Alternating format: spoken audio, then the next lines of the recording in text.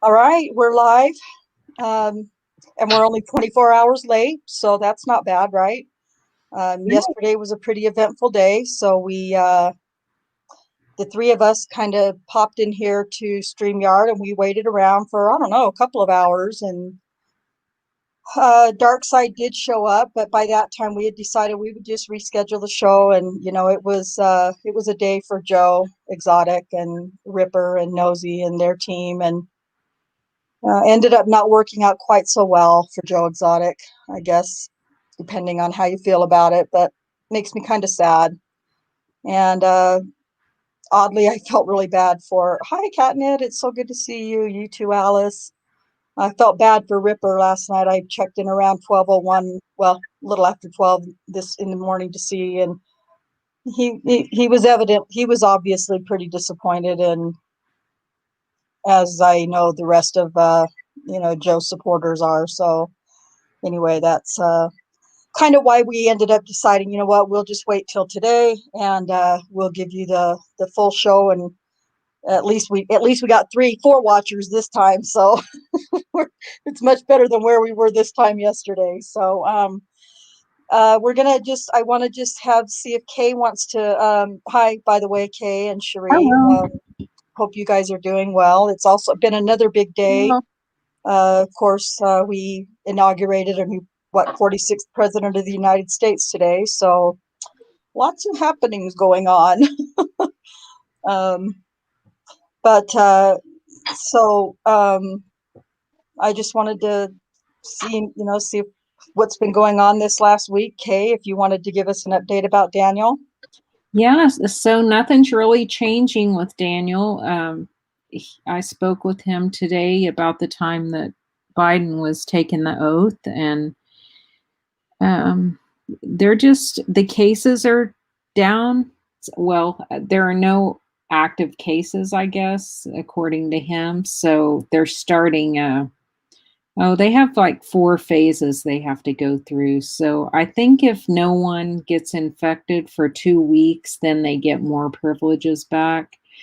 But at least they're not in the cell all day. So, he gets to go out in the yard for an hour, and That's awesome.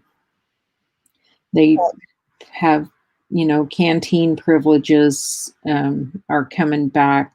They're coming back to normal. They've been kind of never understood they couldn't get their full amount of canteen because they didn't have enough staff. I just thought, well, what difference does it make once you're there? That's kind of weird. You get, but anyway, he's in, as usual, he's in good spirits, and always asking about everyone and the shows, and expressing his thanks. So that's it. Good. Hi, Jinx, Catnip, and Dark Side. Thanks for joining. Cherie, did you have any exciting happenings this week? Anything with your case? Any of your cases or anything?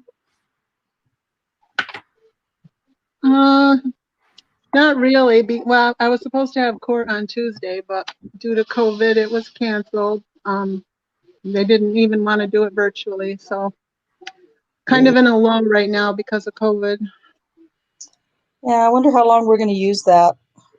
But that's a whole other topic we don't need to mess with, because we're talking about other things. So, well, hopefully they'll get everything back on track quickly in the court systems, because it's not just I mean, there's a lot of cases that seem to be kind of in a lull at this point. So, yeah. Catnip says thanks for letting them know how he's doing. Absolutely. I think when we know that we know somebody as well as we know UK that has so much direct contact with Daniel, that's a pretty big deal to all of us, I think. So we do appreciate it. Well, it does feel good to hear from him and know that he's doing all right. But he's always had a real strong just a real positive attitude. So Yeah, good. All right. Well, oh, go ahead. Sorry. I'm sorry. Yeah, he says that things in his life have never come easy, so it's not really, this isn't, facing adversity is something he's been doing his whole life. So I Yeah, I guess read he that. thinks this is one more thing. So Yeah, just another opportunity to prove how strong we are, right? I guess. It sounded good. God. Oh, really quick, so we got a couple more. Becca, thank you for joining. Hope you're doing well. And we're going to go ahead and I think we can do this in an hour tonight, guys. I think we can. But I thought Sheree and Kay and I talked last night. We were talking while we were waiting to decide if we were going to do the show last night or not. We were talking about Terri Morris, and tonight, of course, we're Ripper. Thank you for coming. We appreciate you popping in and gracing our chat with your amazing presence. I'm just telling everybody that I just felt really bad that watching you this morning or after midnight, I felt bad. You were just so clearly disappointed, and well, we all are, but we could see it on your face. So I just wanted to let you know I'm sorry for you and Joe and the whole team. It's too bad. It does seem a bit like it was kind of a crock of crap or something that uh, I don't know. I shouldn't say anything. Anyway, so what we're going to do, we were talking about Terri Morris and some of these other accusers, and we were talking about how I showed the video that I'm going to show everybody tonight. I showed it to Sheree and Kay, and I think Darkside was joining us as well. Before I start, Ripper, is there anything you'd like to say? You want to you're kind of like one of our little own celebrities. Want to pop in and say something, or just hang out and chat, or whatever you'd like to do? We'd love to have you just hang out and add your 2 cents whenever you want to. But we were talking about poor Terri Morris. I say poor Terri Morris because I really, even though she did ultimately have the ability to be truthful and still has the ability to be truthful, she was horribly abused. Um, and at least that's how I feel. And when you listen to tonight's show, I think you may agree with me on that. But we were talking about how sad it is that Terri Morris, ended up being where she did, at least at the time. And we can only hope that she's doing better now, but of course we don't know. But Kay brought something to mind that reminded me of something. So I want to share this with you guys. This is kind of hard to see. It's kind of small. This is the same person. This is Terri Morris um, here on the left. Now, as far as I know, that's the best picture I have of her. But that's Terri Morris before, or at least in an interim of when she was, off of meds and on drugs and doing prostitution. Very normal, very pretty lady. And then, of course, the Terri Morris that we know. Really, really sad.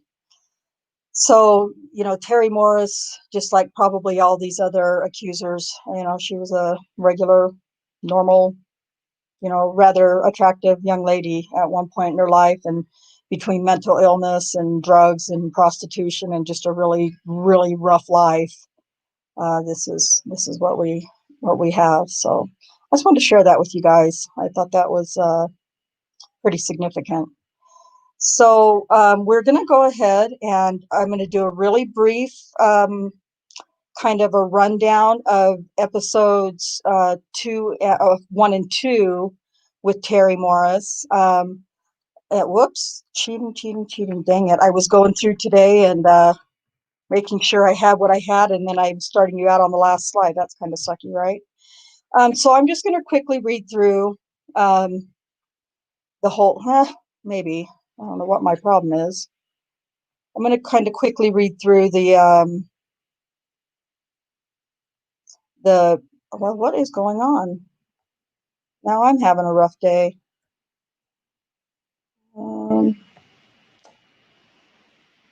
some slides that we have, more slides. So I just want to make sure this is showing up the way I want it to on StreamYard. Okay. So we're going to kind of go through this really quickly. Terri Morris Interview Part 3. This is when the entire narrative completely changes from everything that you've heard and seen and read from prior. So the charges for Terri Morris, there were 3 charges, count 12, 35, and 36. And all 3 of her charges, he was found not guilty on: forcible oral sodomy, procuring lewd exhibition, and procuring lewd exhibition twice. And Kay, I know I asked about that, and I know you had an answer, but I don't recall what it was. Was there a reason why he They had added the second one when they got her to say that he moved the flap on her zipper and saw looked at her vagina. looked at her vagina? That's right. So one was breast, one was. Oh God, whatever little thing they could do, right? Yeah. Okay, so those were the 3 charges for Terri Morris. And again, this is the first or second accuser, I guess, depending on how you want to look at it. But in the timeline, as far as interviews and whatnot, she would have been the second after Janie Liggins. But she was Daniel was found not guilty on all 3 of her charges. So May 24th, 3:05 a.m. was the 911 call when Christopher Shelton called regarding Terri tearing up his car and refusing to get out. And during the call, this is when we first hear anything about any kind of rape by a police officer. But prior to the whole thing, she's yelling at Christopher Shelton for cheating on her and, tearing her heart out and ripping her, he's got a new girlfriend, and you piece of crap, you broke my heart, and I got raped by a cop. So that was on May 24th, 3:05 a.m. Now, remember, this went to the police were called. Several officers, showed up and made reports and whatnot. And it sat in the office on the desk until Monday morning when Rocky, Detective Gregory, showed up to work, and he had been assigned the case. Shelton says that he picked Morris up after he nearly hit her while she was wandering drunk on the street. And that was on, I think, about, I want to say 23rd and Kelly. I'm getting really good with the addresses in Oklahoma City. Terri was yelling at him for sleeping with another woman and was rambling to him about being raped. Terri started vandalizing his vehicle, hitting him, and Shelton called the police. Now, I want to remind everybody that technically, when that 911 call was made, Christopher Shelton should have been a victim of domestic violence or assault or something. But there's never at any point is he ever called a victim of any kind of assault. The reports immediately start with accuser Morris of being the victim, and Christopher Shelton's an interested party. But then Mr. St. Christopher, as Cherie and I have liked to call him, had a phone interview with Detective Gregory. And he says he doesn't really know much about the rape story that she was talking about. She was rambling something about a rape story, but doesn't really know much about it. And then, of course, he does an interview with the television station later, and that's all it was about at that point. So, St. Christopher. Terri reported to Officer Thomas on the 24th that she was forced to perform oral sex on an officer who was dark-skinned and at about 40 years old. Officer Thomas reported that Terri was high on crack when she reported that alleged assault. Sergeant Dan Williams, who was Thomas's field training officer, also reported that Terri had told him that the attacker was dark-skinned, and Daniel is not dark-skinned. Lieutenant Michelle Holland showed up later at that. She noted that Terri was hysterical. That was her big contribution to that report. Less than 2 hours later, Shelton's current girlfriend, who he had been with for a couple of months, if I recall correctly, called 911 to report that Terri Morris was trying to break into her apartment where Shelton was also staying. Um, Lieutenant Michelle Holland responded to that call as well. Now, Terri, throughout up into this third interview, tells the same basic story of an alleged assault to all three of those officers and to Detective Gregory on two different occasions. The first, second, and third times were on May 24th to Jonathan Thomas, Dan Williams, and Michelle Holland at the Valero. And then, of course, Rocky Gregory on June 3rd. And then again to Rocky Gregory on June 24th. June 3rd was when they kind of tricked her into, no, June 24th, looking at they didn't trick her, but got her to finally be willing to look at a photo lineup. And she was not able to identify the officer that attacked her. There were some small changes from time to time in her story. Was Terri in the car? Was she out of the car? Were her breasts, did the officer ask her to expose her breasts or not expose her breasts? And did he touch her breast? Did he not touch her breast? Those were some of the small details that changed. But the main points all stayed the same. The attack occurred a few days prior to the 911 call on the 20th or 21st of May. That never changed. She was very, very, very adamant about those days. Shelton was the first person to be told of the assault. It occurred in downtown Oklahoma City, and she was walking from a rehab to the city rescue mission at the time of the attack. And her police officer attacker was driving a 2010 Crown Vic, which Daniel did not drive. Some of the other points that stayed the same were that he exposed his penis with little to no effort. He was not wearing a condom. He was mixed race, white male with some Indian, maybe some Irish. He was about 6 foot tall, 260 pounds, and he had clear skin. Detective Gregory was assigned to follow up Terry's claims, and like I said, that came several days later, I believe on May 27th, on Monday, when he got into the office. Him and Lieutenant Musney, however you want to pronounce it, spent insane amount of time and very intricate detail reporting, trying to get in touch with Terri Morris to get the information from her based on what she had said in her report on the 24th. He was able to get information from a confidential informant named Cal, who said he would look for her, and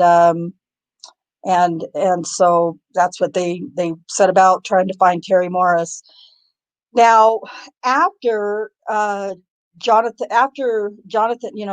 at some point, I don't remember if Kay or she remember the date, but because Detective Gregory's supplemental reports are immense, like it's insane amount of supplemental reports. So I don't remember the date, but Jonathan Thomas gave his written report. And at some point after that, Detective Gregory wanted to interview Officer Thomas, even though he had already written, a pretty decent report. Detective Gregory wanted to interview him. I don't know why did he want to do that? Didn't make much sense. But Officer Thomas basically told the same story that he had written in his report when Detective Gregory interviewed him. Now he interviewed him again because I guess Detective Gregory wasn't getting the information or responses that he wanted. So he interviews Officer Thomas again, but now things start changing a little bit. Now the alleged assailant tells her to take her pants down, and Terri says no. This is what Officer Thomas is now telling Detective Gregory on his second verbal interview. Terri then asked for a female officer to be called if she's going to be searched, which was never said before. And hey, backing up, Rhonda, that's when he filed that extra charge, was when Thomas changed his story there. Okay. And once he got Morris to say the same thing, he added that extra charge. Wow. Just couldn't get enough, could he? Well, Jackass. you notice they do that a lot. I mean, you can see the glee in Kim Davis's eyes when someone says something that allows her to add an additional yeah. charge. It's like, wait, what's that now? Wait, what did you just say? Say that again so I can work. Yeah, no, you're right. You're right. Yeah, that all makes sense now. Okay. All right. Excuse me. And so then the assailant, now Officer Thomas is saying that the assailant allegedly said that she'll do it. You'll either do what I'm telling you to do, or you'll go to jail. And this is when the assailant, Officer Thomas, says that Terri Morris says that he allegedly touched her breast at this point. So it makes it hard for me to believe that even though Daniel Holtzclaw's name, the Janie Liggins event hadn't occurred yet, at the very least they were already, no matter who the officer was going to be, they were going to be ready with as much as they could get on them. But I have this little thing in the back of my head that Rocky Gregory had Daniel in his sights. That's just my opinion. On June 3rd, this was the very first interview that they did that Gregory did with Terri Morris. He found Terri Morris and he begs her. If you remember the video, he begs her and begs her and begs her like a sex crazed teenage prepubescent schoolboy trying to get sex from his girlfriend for the first time. It's disgusting. And so he begging her to give him more information. And if you guys recall, she's having nothing to do with it. He tricks her into going into the station to fill out this refusal to prosecute form. But she didn't need to go to the station. It could have been done right there on site. But he tricks her into getting down there. And while he gets her down there, not only is he not getting that refusal to prosecute form going, but he's also offering that if I show you some photos, well, she freaked out. If you recall, she freaked out about that. No, God, no, please, I don't want to see him. But we also talked about the proper procedures for photo lineups, and Detective Gregory, her Oklahoma City PD department policies was violating that policy by offering to show her photos of possible assailant. And then, of course, Detective Gregory continues to beg and beg and beg, but eventually allows her to sign that refusal to prosecute form, and the officer goes ahead and takes her home or wherever she was going to stay. On June 18th at approximately 3 a.m., Janie Liggins accuses Daniel Holtzclaw of sexually assaulting her on an after-hours traffic stop, and Daniel is interrogated when he reports for his shift at 4 p.m. later that afternoon. During that interrogation, Detective Gregory implies that Daniel stopped accuser Terri Morris and that she had made the exact same accusations as Janie Liggins. And he says that if you go back to the interrogation, he said she's making saying the exact same story that this old gal last night did. So then Detective Gregory begins a second relentless search for Terri Morris, and she's located and detained by Detective Gregory. And Detective Gregory rushes to that scene, and that's on Northeast 26th and Urban League Court, I believe, in Oklahoma City. He begins questioning her. He takes with him Officer Higginbottom at that point, and they do the photo lineup. Terri immediately looks at the first two. It's believed that the first photo that she sees is Officer Jeff Dutton, and then the next one I believe was Daniel Holtzclaw, and it could have been it. That's him. Oh no, it could have been him. She never really it was between the two, Officer Jeff Dutton or Daniel Holtzclaw. And that was in the last video that I showed you a couple weeks ago. They're side by sides.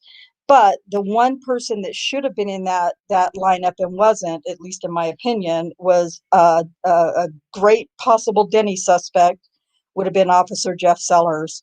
Now, between Nosy and Jinx and, well, a little bit myself, but mostly Nosy and Jinx, not in that order necessarily. We think we found this Officer Jeff Sellers Facebook, but I feel pretty confident that it's him, but I can't give any information. I mean, you can go and look at it yourself. It's just Jeffrey Sellers 05 or something on Facebook, but I can't show any pictures or anything because I don't know that it's him. But otherwise, finding any information about a possible Denny suspect in Officer Jeff Sellers has been next to impossible. And there's a reason. I just feel very, very strongly there's got to be a reason for that. Now, if you recall, Officer Jeff Sellers, and I did do some, I should have put that up here. I did do, there's a newspaper article in the Oklahoman, and Kay, you were right. You've been saying this all along. He was never arrested and charged. No mug shots were done, no fingerprints or anything. It was all an internal investigation. So we don't get anything from this crime of Jeff Sellers having sex with prostitutes in the back of his patrol car in uniform, um, you know, while he was supposedly working. So we get nothing from that. If anybody out there thinks they're better than Jinx or Nosy and can find that information, we would love to see whatever you can find. But the two best haven't been able to find the information, so maybe that's a good challenge for somebody else out there. I don't know. Detective Gregory coerces Terri into repeating her allegations against her attacker, even though she thinks she's just there. And if you recall that second interview, that second part, she's like, "Oh my gosh, I done told you this 1,000 times," and so she tells it again, though. I mean, her details didn't really change. They're pretty much the same. And this was, I don't know, what, 4 or 5 days later. So, then uh, when Terri doesn't say what Detective Gregory says, wants her to say in this second interview, he says, this is important. And in that same interview, he says, I know I keep covering it, but there's a reason. That's that's, I don't know. That's going to kind of play in this next video that I'm going to show you, and maybe it'll be more impactful when you hear it from his disgusting mouth. On July 3rd, Terri Morris is arrested on trespassing charges and incarcerated. And magically, on July 10th, Detective Gregory and Lieutenant Musney show up at the jail, and they're going to have this miraculous interview with Terri Morris, where on July 10th, her entire story is going to change. And I wish I could see some faces in the chat, but I think some jaws are going to drop, especially to those of you. I don't know if T1's in the chat or not, but those of you who are newer to the case, you're going to be blown away by this. So now, part 3 of Terri Morris interviews, interview number 3.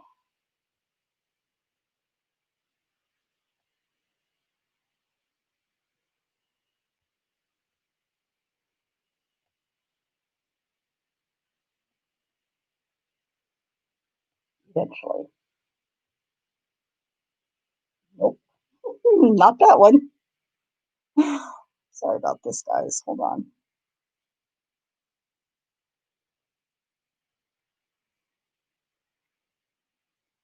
Okay. Okay. That should be it.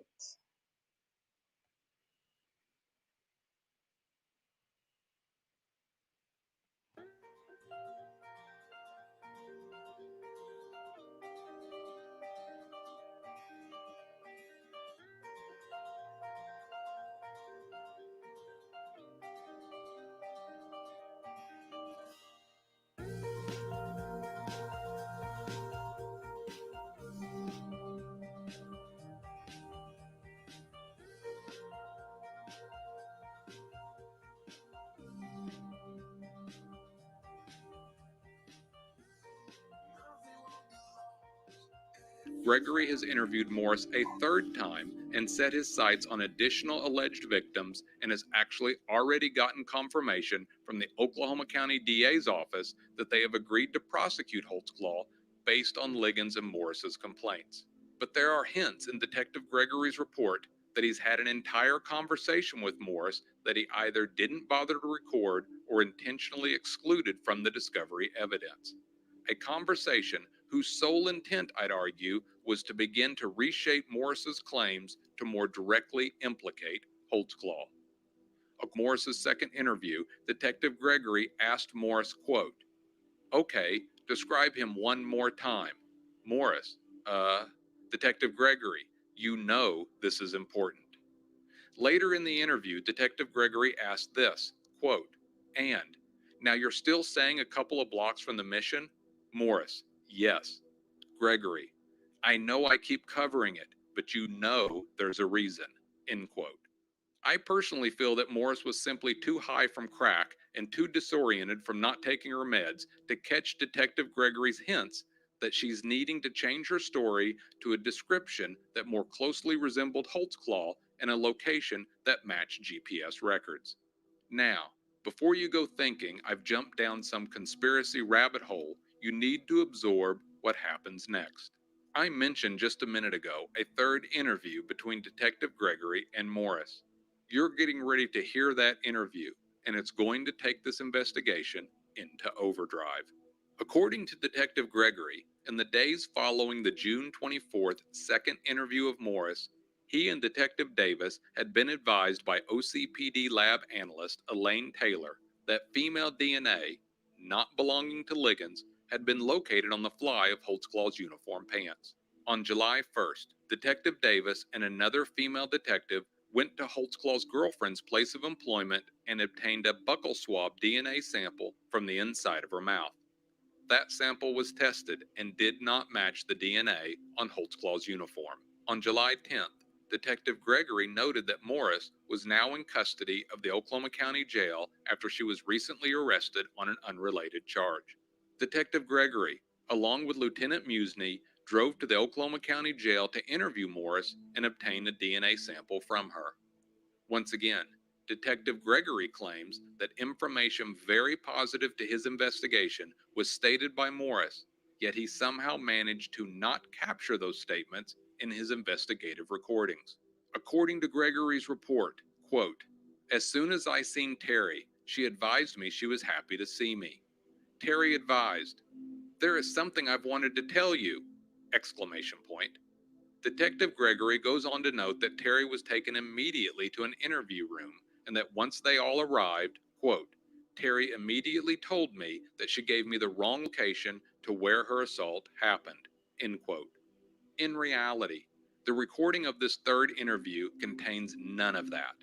The recording clearly shows that Morris, Gregory, and Musney had gone over Morris's story at least once before Detective Gregory even bothered to record Morris's statements. Statements that now almost magically place the sexual assault on the other side of town at a completely different date and directly implicate Holtzclaw. You'll recall that Detective Gregory admitted in his report of his second interview that he suggested the Liberty Station Apartments location to Morris. Yet, that conversation, how it came about, and under what context Detective Gregory suggested that new location for the assault doesn't appear in any transcript or audio recordings.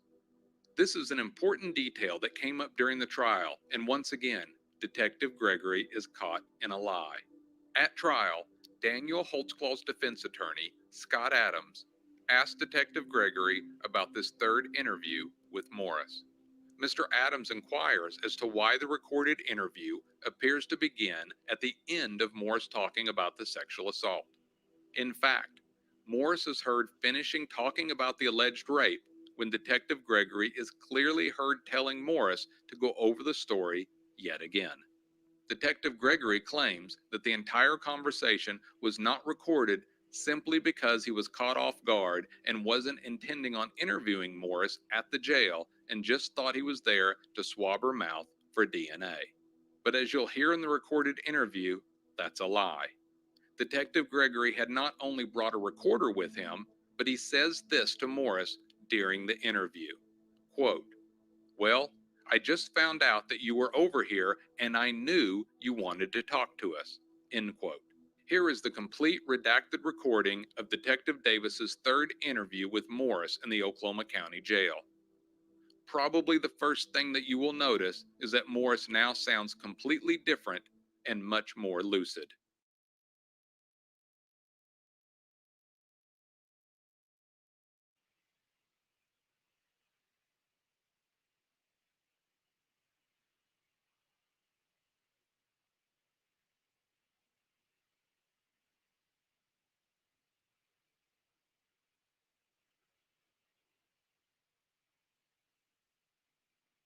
He gave me my crack pipe back. This is Detective Gregory with Lieutenant Musney. We're here with Terri Morris here at the county jail. She had been placed under arrest. She advised that she did want to talk to us a little bit more. Is that correct, Terri? That's it. That's all I wanted. Terri, I was thinking about that last night. Okay. You said you had some more information. That's all.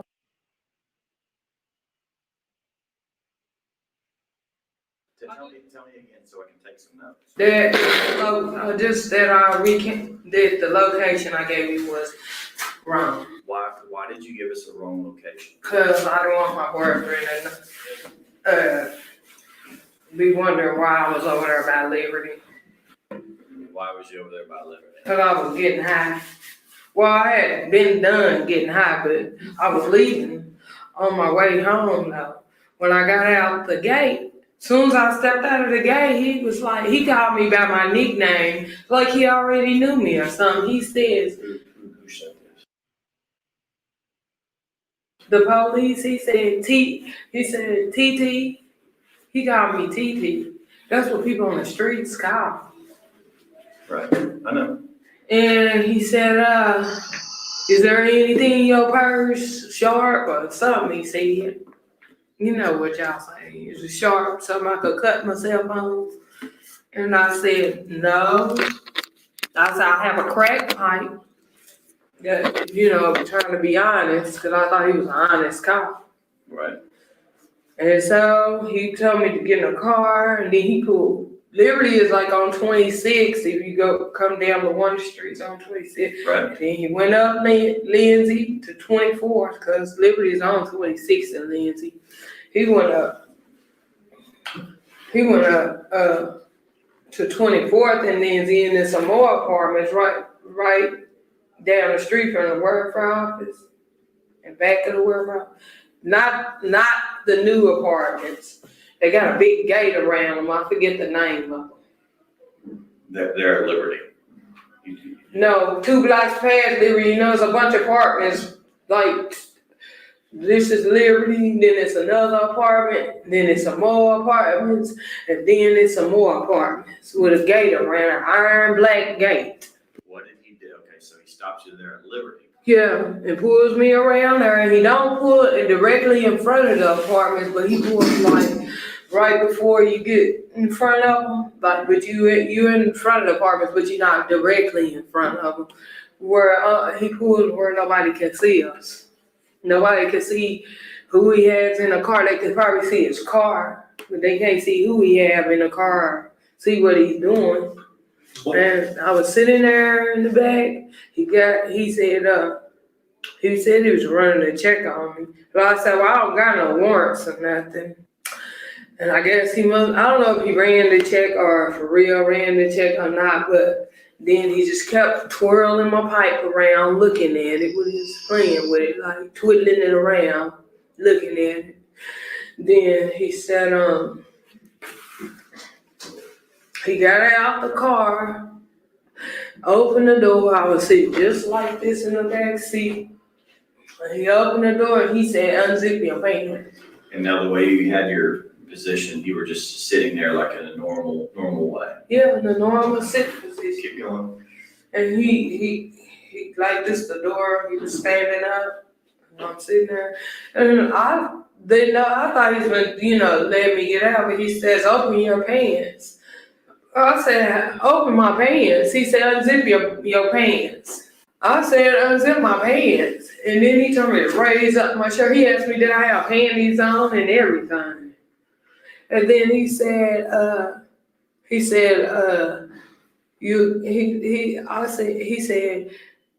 asked me to give him some oral sex. He didn't say that though. I want to say he said a blowjob. And I was like, what? He was like, oh, come on, just for 2 minutes. And I was like, I really felt like I had no choice.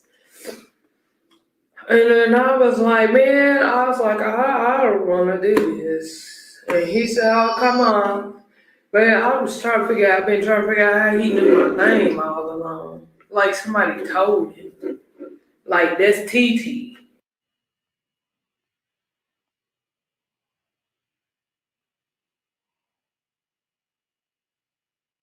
Okay, I want to back you up just a little bit, okay? Before you told me about you was headed down to the mission, so that's not true. No, And you didn't leave a rehab center. Yeah, I was at the rehab. I did relapse from the rehab. Where was you walking from? When I seen him out of Liberty. Out of Liberty. But he had just pulled out of Liberty too, messing with people. He had seen me standing on the porch. He had never even messed with me. It's like as soon as I left out of Liberty, he left out of Liberty. On what day? I don't remember. Okay, Mr. Williams, I don't remember all of that. Well, it's, okay. You've always said the 20th or 21st. This got probably around, but yeah, probably then I probably remember. I don't remember now, you know what I mean? Okay, so you don't know, but it was, do you know if it was a few days before you told your boyfriend and the police about the rape? Yeah, it was some days before then. You don't know how many days? I wanted to say it was about probably about 8 days. But you had been getting high during that time. Well, I relapsed even worse when he did that. Okay. Now tell me, what time of day was this? It was evening. It was dark outside. It wasn't late though. It was like early evening, but it was just getting dark. Okay. Now I want to say it was about 8 or 9. Okay. Now I don't really know. Tell me this. I'm getting all confused again. No. Hey, you're doing fine. You're doing fine, okay? Cause I can't think of all that stuff no more. Have a drink of pot. I can't remember all that stuff. It's like jumbled up in my head anymore. No, I didn't know if you like Dr. Pepper or Coke. I thought that was okay. You like Coke? Dr. Pepper is my favorite, but I like all pop. Oh, well, that'll work. Remember, Coke's the real thing. Pepsi is. So you want to get part of a rehab center, huh? Yeah, I want to get back into treatment. Well, you said this is about the clearest of mind I've seen you. I mean, you seemed a lot better since you've been. Well, they got me in here on trespassing because my friend Matthew lied on me and told me, because he'd been owing me some money for 2 months. My friend Malkin been owing me some money for going to get this girl Crystal in Liberty because she moved apartments, and I don't know what they got going, but he said he had a job for her. Okay. Well, and that's okay. But so he told me if I wanted to get my little money, I had to go with him to the VA to get his traveler's It's okay. pay. Look, you said you just wanted part of your rehab. Okay? Yeah, I just want to get back in rehab. Let me see if rehab, I'm sure that there's going to be something. Maybe if you're willing to volunteer for it. I want to go to rehab. I want to finish my treatment. I want to start over and get back in my treatment. Well, let me cover this, okay, and then let's talk about the rehab a little bit more, okay? Okay. When you came out of Liberty, did you come out of The gate, the gate? the regular gate, the Regular opening gate. gate, The opening gates. where you supposed to come out and go in. Right, where did he stop you from that gate? Like soon as you come out the gate. Like soon as I got out the gate. Right out the gate. Before I got to the next block. Okay. The gate part is on 27. He stopped me before I got to 26. Because both of them is part of Liberty. One is 27th and Phillips, I think. And then one is 26 in Lindsay. Are you on the Lindsay side? I'm trying to think what. Okay, it's where the Murphy office is? That's Kelly. Then go down. Then it's Laird. Then Laird is was it Lindsay after Laird? I think. Yeah, I was on the Well, I was in between both. I wasn't. Satellite. I hadn't made it to 26 to the corner.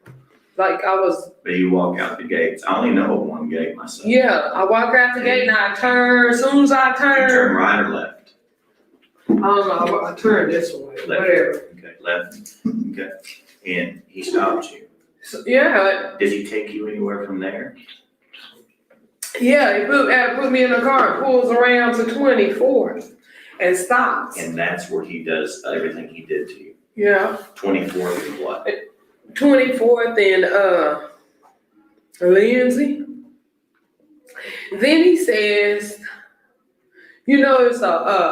it's some kind of place across the street from them apartments, like some kind of Museum. Yeah, museum. So 26th and Lindsay, and he drives you to 24th and Lindsay. Right. Is it a parking lot or what is it? No. 26 down to 24th. It's right across the street. Full satellite. Like Google Yeah, Earth or like she something? could visually see. There's a museum right across the street from the apartments. Okay. Where's he pull you into? Right there on the street. Oh, on the street. Okay. He Does he stopped. search you before he puts you in the car? So everything is, he picks you up, he takes you over. The only thing he searched was my purse. And when I told him I had a crack pipe, he took that out. So when he gets you over there, that's when he comes to the back? Yeah. Okay. Does he have you get out of the car? Now, before you said he got you out of the car. He got out the car. He got out of the car. I was sitting down and he came to the back seat, the back door, opens the door. And I was like, I told you I don't have no warrants or nothing, so can I go on? He said, open your pants. I said, what? He said, open your pants. He said, you got some panties on? And so I'm like, looking at him like horrified. Did you unzip your pants? Yeah, what was I supposed to do? He the police. Did you pull them on down? No, Okay. Did he move? he just moved like the little flap to look Did you have toward on? my little zipper part. Did you have on underwear? Did I? No. Okay. Could he see your vagina? Yeah. Okay. And then he said, raise your shirt up. He said, I didn't have my underclothes on. I was actually on my way over my friend Terri Wayne's to go lay down. So you told him what? He said, raise your shirt up. Do I have a bra on? He said, I didn't have no bra on. Then he was like, I could take you to jail for this crack pipe. I said, people just crunched. I said, most police just crunched that up and let us go. He said, I could. He said, but this is a charge or something. He said. So this is before you lift your shirt. No, that was afterwards. All right. How far did you lift your shirt? I just raised it up and let it back down. So he could tell you didn't have a bra on. Did he ask you to raise it all the way up? Mm-hmm. He just said, raise your shirt up. And then the next thing after that is what? And then he was telling me that he could take me to jail for my crack pipe. And I was telling him, man, please just let me go lay down. Because Terry, he's my friend, but I call him Uncle Terri Wayne. Everybody calls him Uncle Terri Wayne. And he was like, he said, I want to say he said, you give me some head for 2 minutes. I want to say that's the way he said it. I don't know. And I was like, huh? I'm not going to put my mouth on him. And he was like, oh, just 2 minutes. And I was like, wow. So then, Because he had already kind of threatened me about the crack pipe, so I put my mouth on him. did he unzip his pants or did he take it up over the top? I don't know, because when I looked, it was already out. I don't know. When I looked up and he asked me that, he already had his thing out.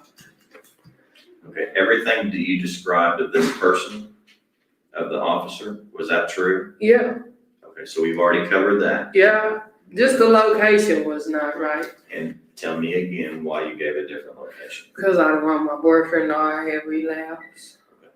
Now, going back to this, after the zip up, or after the blowjob, what happens? Then he lets me out the car. Then he said, well, I can't give this back to you, my pipe. He gives my purse back. Then I said, well, shoot, you might as well let me have that back. Because I'm thinking to myself, you done violated me. And so he hands it back to me. And then he says, well, first he said, well, you really don't need it. He said, you might go to jail for it. And then he says, where are you walking to? I said, I'm just going straight up the street. I was going to the townhouses behind the warehouse office. The townhouses right there on Kelly. Okay, yes. I was going over Uncle Terri Wayne's house, and that was just right up the street. And he says, nah, I think I should take you. I said, no, I can walk. He said, I wouldn't want nothing bad to happen to you out here. Then I said, no, I can walk. Please let me walk. And I wanted to tell him I wasn't going to say nothing. Just please let me go. But I get to say all that. I asked him, let me go. And he said, no, I think I better take you. And I'll tell you where he took me. He put me in the car. He said, I better take you. He put me in the car. But he drove past the street. He turned and I said, where are you going? He said, I'm just taking a different route. He passed the whole street. My grandmother lives on Hill Street. That's why I grew up on East Hill, right off of 32nd and Kelly. Well, it's a field right there. It looked like he was getting ready to turn the car into the field, and I started screaming. And he said, he said, oh, relax, just calm down. I'm going to take you where you're supposed to go. So I'm thinking, well, what are you doing? Why are you taking all these detours? I think he was going to do something more to me. I don't know. So where did he take you to? Finally, he took me back. To where? He finally took me to my uncle's apartment. Off that urban street? Off of Kelly. Urban League? That's Urban League. Oh, yeah. Where I saw you that one time? Very first. No, he was taking me to 26th and Kelly, behind the welfare office. So he takes you off of Kelly, behind the welfare office. It's a townhouses, and I walk on to Terri Wayne's house, and I tell Terri that's what happened. I didn't even tell my Uncle Terri Wayne. I just wanted to go and lay down. Where's this field at that he drove? On Hill, on East Hill. Right off of, it's right on, let me see. Where your mom lives? Where my grandma, yeah, it's a field down the street from her house. He was gonna take you home? He was gonna take me in that field. Her house is on this one end of the block, and there's a field that separates the blocks. Why would he take you there? In the field? No, why would he take you over by your grandma's house? Probably because he seen that field. I don't think he knew that's where I grew up.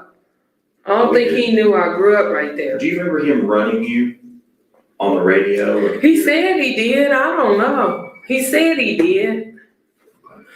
I heard him saying something, but I don't know if he was doing it for real or just.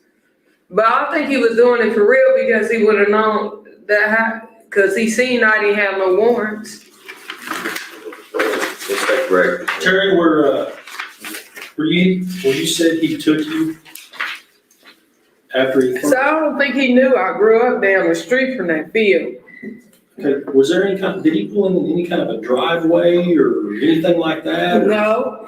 I know he was going to pull in that field because I could tell by the way he was. No, not the field. Where you first. No, it was on the street. Outside Street? that gate of the apartments. So right across from that museum. Could you take us to the area? Yeah, I could take you and show you directly. I could show you the field. I could show you where he did what he did to me. I could show you exactly where he picked me up. All right. You have good authorization. Take her. Is this man gonna get to me in jail? No. Hey. Hey, have your Coke. Just relax. Hey, Terry, you're doing fantastic. look, I want to talk a little bit more about this rehab. Okay? Okay, Okay. You okay. serious about this? Yeah, You serious? yeah. Okay. I like it out. You think Detective Williams show y'all everything? Yeah, just push it. Just hit the big red button and you're out. I thought your name was Detective Greg Williams. No, it's Gregory. Why I get Williams? My first name is Rocky. Oh, Remember, like the boxer? yeah, Rocky. There you go. Maybe that might be easy. Okay. And then there wasn't no other police with me either. Hey, one more question. Was that, now you said before, it was the older style car? Not the- Yeah, it was the black and white one, the old square ones. Okay, and it wasn't new black straight? No. Okay. You think after I show you everything that I might can make one call to my boyfriend and let him know what's going on, my ex? Cause he called me and said he seen something about it on the news. Was it on the news? Yours is not on the news. Yeah, he said the girl. And he said he thought about me and he said, I am so sorry for thinking you were lying. Terry, this is permission for me to take remember the spit? Yeah, Just look at this. You can read, right? yeah. Okay. All you gotta do is right here. I wanna get out of here and get into a drug treatment. Well, I know they're gonna let me out anyway. They as said, far as the charges, I can't do anything about it. I know, but they said, I already know the people said that I was gonna go home. They just said they backed up. Okay. I ain't got no more trespass. Well, I just found out that you were over here and then I knew you wanted to. Who told you? But we can pull it up. Well, how did you know to pull this up? Well, because it's Did I put the date down? Sure. I don't know the date. 10. 7/10. It's 7/10. Well, what kind of treatment, what kind of drug treatment can you get me? Oh yeah, for my birthday next month. Well, I don't know. I'll have to do some checking. Okay? Like, I don't wanna go to DRI, I'm scared of that. If I wanna go to a drug treatment that works, Well. well, maybe I shouldn't be scared of DRI. Maybe maybe I let people scare me too much about it. But maybe y'all can get me in DRI. I wish you would have told me before if that was a different location. I know, but I was scared after I told y'all that. But then you told me again. I know, I was still scared. You scared of the officer? Yeah. Well, you've seen me enough during all this. I was talking to my roommate about this last night, and I said, do you think he can find me in here? Is he free? I don't want him to come and get me and bother me. Look, he's not an officer right now. Now we've taken his gun. So he can't just come in this place, huh? This is like the safest place I feel. It's very safe. But then I was thinking, what if, he got some friends in this place that'll come get me up there? Do you think that if I show you the locations, that I might can make a call to my ex and tell him what's going I on? don't see a problem about that. Let's see what we can do, okay? Cause I haven't been able to call her.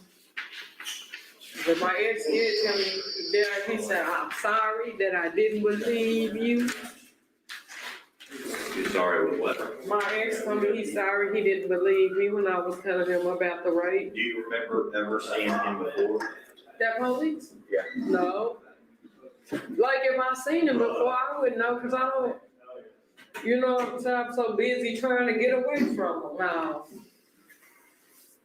Like if I seen him, I would remember because like when police is stop, black folks doing wrong, we trying to move away, hurry up and get away. Well, I guess that's anybody doing wrong. That's anybody doing. Okay. But I wasn't even doing nothing wrong that night. I didn't have a crack pipe and I was getting high like early up in the day. But shit, I didn't have no money in it, and I was going to lay down. Where did you go after that happened? Where did he end up dropping me off? Where did you go? Where did you go after he dropped you off? I went over to Terri Wayne's where I was headed and went to sleep. I didn't tell, no, matter of fact, I did, once he left. Yeah, did I? No, I didn't. I started getting high then. No, I did. Once he dropped me off, I was so in shock that I think I started really getting high, trying to find me some drugs. Did you talk to Terri Wayne? I didn't tell him what happened. I didn't tell nobody what happened for like almost a week. I think it might have been a week or a day over. But I wasn't talking and telling nobody nothing. I was scared to tell somebody. No, I understand that. Look, if you don't mind, I'd like to take you for a ride so you can show me all three of the places? Yeah. Okay. Okay, you can bring your pop there with you. I drunk it. This is dumb. I brought one. I love pop. Terry with an I or a Y? Do you got a candy bar? No, nothing. I want to go to drug treatment, Detective Greg. Please help me get in the treatment so I can get myself better. Well, I don't want to get on high no more. I don't want to stay on these streets. see, and you had done rehab before. Yeah, but the reason why, what made me relapse is, I don't know, I had relapse, but I was gonna go back like the next day. And one more thing, did he ever do any of this? Did you have to put your hands on top of the car or anything? Mm-mm. Okay, before you told me put your hands on top of the car. No, I don't remember telling you, he might have put his hands on top of the car. He had me sitting in the car. You're seeing everything. You showing your breasts. I was sitting down the And whole looking at time. your vagina and the blow job was Yeah. all in the backseat of the car. Yeah, he was standing up like this. And I was sitting like this. He was standing up over me like this, right here. When you gave him oral sex, All I did was turn my head. did you touch him? My mouth did, no. I didn't put my hands on my mouth. So you didn't even put your feet on the ground outside, you just turned your body Just my head, yeah. for oral sex? Okay. We ready? I'm gonna keep that. They gonna think y'all take me out.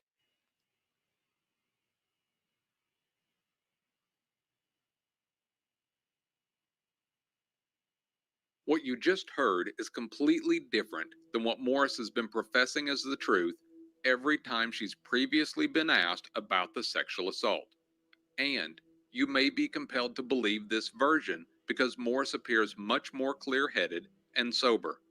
But, as with her previous story centered around downtown Oklahoma City, this version in northeast Oklahoma City has some major problems also. Problems that are apparent on this date back in 2014 and much later when she testifies under oath at trial.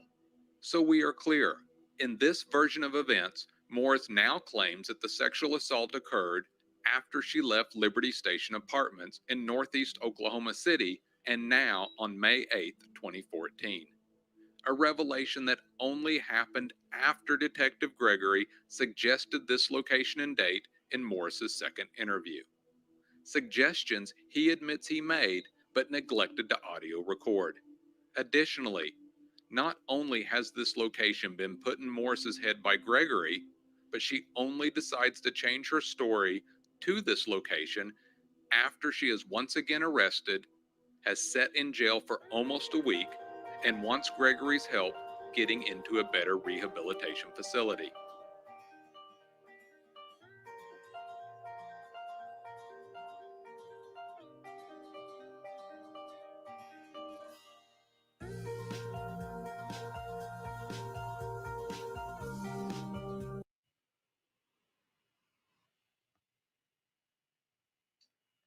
So I have listened to this probably 20, 30 times and I still am just speechless. Hey, thanks so much for coming and joining in and hanging out and commenting, Ripper. We appreciate it. Oh, thanks. This is my passion. So I'm not going anywhere till Daniel walks out of the prison gates. So you got it. Thanks for coming. Um, um, who arrested her? Sue. Who arrested her when she was in jail during this interview? She was just arrested. She was arrested on a trespassing charge or some other small charge. However, I believe that's just my opinion that it was contrived and orchestrated. So that's just my opinion. They let her sit there for a week practically before they even went over to um, go and have that chat with her. So, they gave her plenty of time. And by they, I mean Detective Gregory and Musney. They let her sit there and sober up for several days before they could approach her with this new lie, with this new story they needed her to tell. They had to wait till she was, a little more clear-headed. That's, at least that's how I see it. So yeah, that's the third and final interview with Terri Morris, at least until we get to the preliminary and trial and things like that. When things change again. So, she gets on the stand under oath and, things are not quite the same there either. So, yeah, you're right. That's right, Kat. He had to keep mentioning the location because, he could tell when she was starting to stray. He had to kind of get her back on track, right? And giving her some details and things like that. So I love how Lieutenant Musney cut her off because he didn't want her to get too far into the field story. That yeah, was something she obviously added on this version of the retelling. yeah, They were like, they both tried to shut her down on that. That's so yeah. funny. And quick too, huh? They're like, whoa, wait, what's happening Yeah, here? We let's gotta don't add that into it. rehab.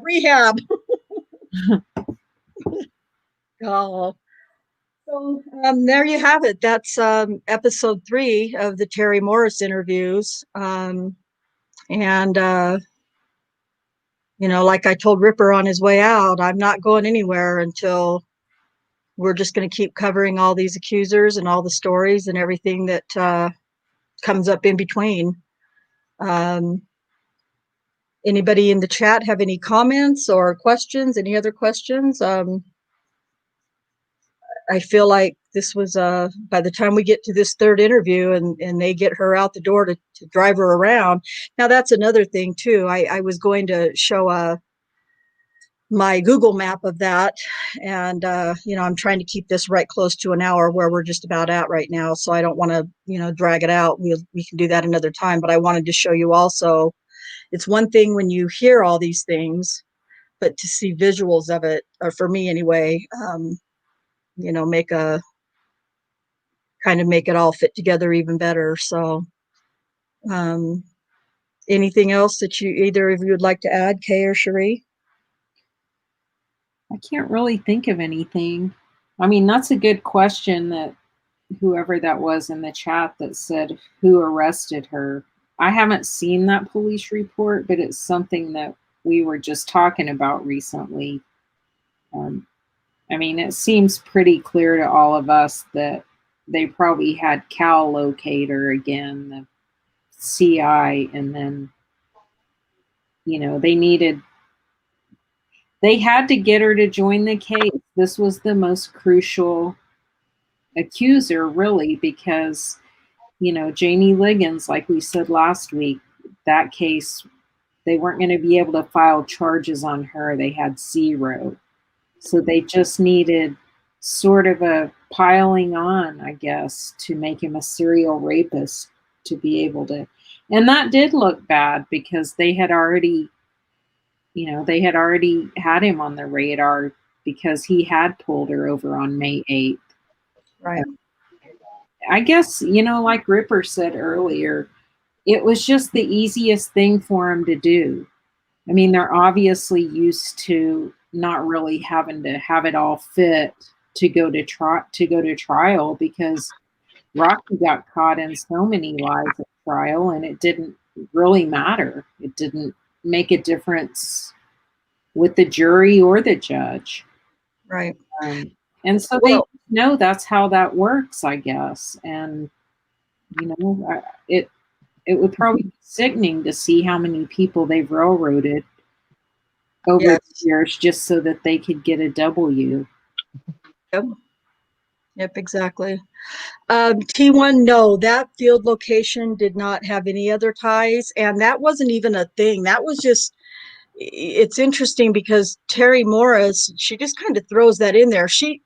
He never even went, well, I shouldn't say he didn't go near it, but when he did drive her to drop her off in that area, she just assumed all of that. He was going to drive into that field. Well, how do you know he was going to? Well, because I think he was getting ready to cut his wheel to the left to turn into that field. So I know he was going to go in there and rape me. So that was just all Terri Morris. She's,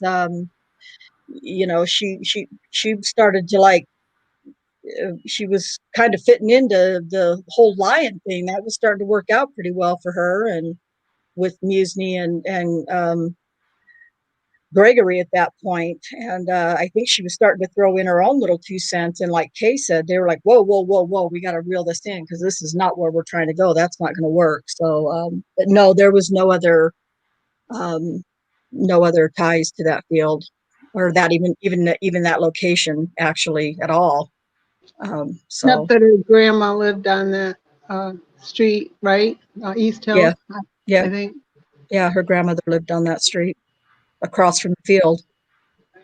So, it was there's one other location that I think there are a couple of ties to, and I believe it's the Sherry Ellis and I think Kayla Lyles cases that they kind of mesh together with the location. But again, Kayla Lyles, her story is just out there altogether. So, all right. Well, I think that probably then, at least for this episode with the Terri Morris series, I think that kind of wraps that up. And if you want to hear the full versions of these recordings that I've been kind of using from Brian Bates' podcast, you can find all of the podcasts up to date that we have over in Daniel's Truth in the library where Bates podcasts are located, and you can listen to them in their entirety. Because this one that I played tonight, I cut it off about halfway through because, but there's a whole lot more. Now, there also in that same recording, in that same podcast, there's talk about, she's saying, yeah, I think he ran me. Well, I don't know if he ran me. Well, he said he ran me. There's actual recording. Brian Bates managed to get his hands on the actual, what do they call it, Kay? The recording where we have proof that he ran her. The radio traffic. Yeah. So, let's see what we got here. T1 has another question. Many parts of her story was wrong for Daniel, but true to that time, like her description of the car. So why couldn't the field be true also? Well, because it never happened on that date is the biggest reason. Number one. Number two, her initial story took place on the northwest side of, in downtown Oklahoma City. And now this May 8th accusation date and time, place, and location takes place in the northeast section where his patrol section actually is. And so the whole scenario of the whole May 8th thing with the field and all of that stuff never even took place. So that's my version of of how it goes, which I think is pretty accurate. And so, yeah, so Daniel didn't drive the older Crown Vic. Daniel drove, but she never wavered from that. Terry said that her, from the very, very first interview, that it was, that the cop that assaulted her was in the old Crown Vic car. And that didn't change even to the May 8th. And you can hear Gregory like, are you sure it wasn't you're sure it wasn't the newer model? Because Daniel drove the newer model car. So yeah. But yeah, I think Oh, Shaz is asking about, does anyone say the rapist was in a full black car? Which, I mean, obviously Janie Liggins did, but there wasn't any, we know that stop happened like that, like Daniel said. So it seems like I was looking at that a couple weeks ago, and it seems like some of the later accusers that joined, that they were jamming in there in, like September, October. It seems like some of those somehow knew to say that it was a new car. Yeah. Well, I believe Sherry Ellis's accusation was that he was, or was it? Oh, I can't remember. There's too many. Yeah, but you're right. I think that they did start kind of trying to work that into the stories for sure. Yeah. So yeah. All right. Well, I think this has been a great one. I think this was this particular interview kind of really changes things. Oh, Ripper, you're still here. Peace, Ripper. I'm glad you stuck around to the end. You're awesome. And so we'll just come back next week with another episode of something relating to Daniel and one of his accusers. So if you want to hear who that is and see what they have to say, make sure you join us next Tuesday night, 5 p.m. Mountain Time, 6 p.m. Central, barring any pardon stories or inaugurations or anything like that. That will be our time. Until then, we'll check you next week. Peace out.